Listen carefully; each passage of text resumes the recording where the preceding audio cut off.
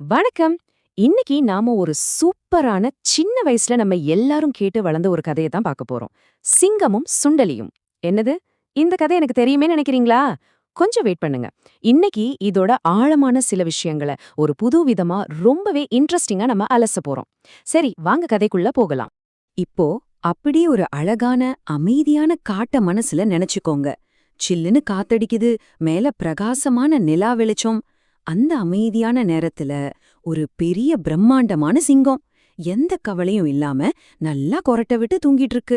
சுத்தி இருக்கிற இலைகள் அசைற சத்தமும் அந்த சிங்கத்தோட மூச்சுக்காத்தும் மட்டும்தான் அங்க கேக்குது. எவ்ளோ அமைதியா இருக்குல்ல.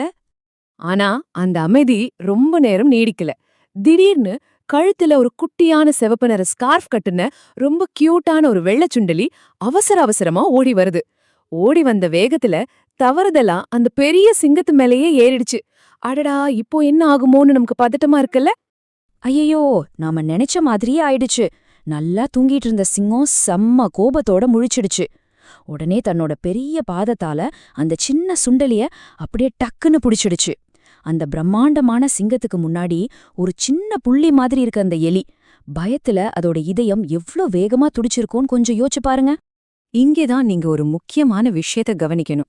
மரண பயத்துல இருந்தா கூட அந்த சின்ன சுண்டலி எவ்வளவு தைரியமா பேசுச்சு தெரியுமா?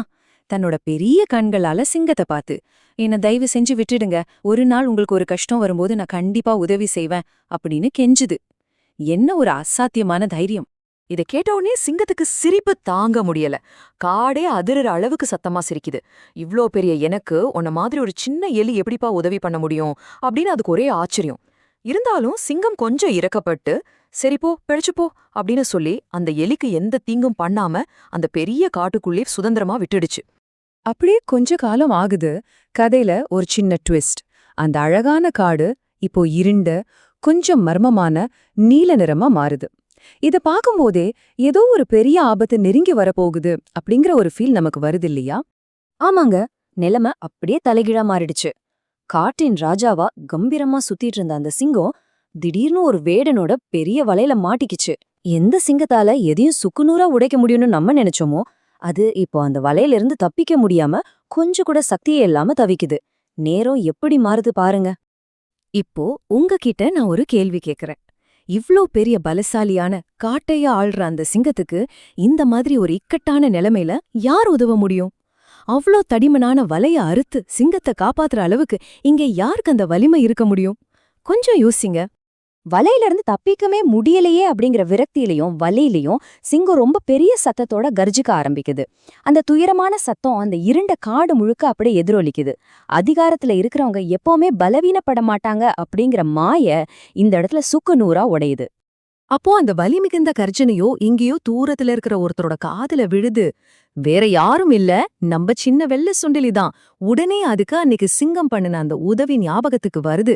ஒருத்தருக்கு உதவி செய்யணும்னா உருவமோ வலிமையோ முக்கியம் இல்ல, நல்ல மனசொன்னு இருந்தா போதும் அப்படிங்கறத இந்த தருணம் ரொம்ப அழகா நிரூபிக்குது.